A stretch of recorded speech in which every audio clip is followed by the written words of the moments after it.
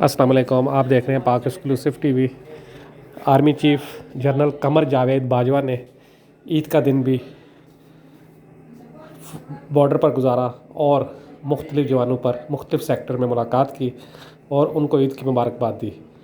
General Qamar Javed Bajwa نے کہا کہ پاک آرمی سوتی نہیں، ہر وقت ہر لمحہ بارڈر پر دشمن کے سامنے کھڑی ہے اور دشمن کو یہ پتہ ہونا چاہیے کہ ہماری آرمی ہر وقت ہر لمحہ تیار ہے۔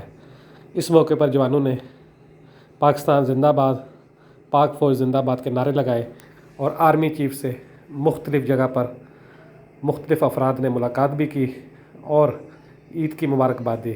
آرمی چیف نے بھی نوجوانوں کو مبارکباد دی اور ان کی ہمت کی تعریف کی۔ پاکستان زندہ باد۔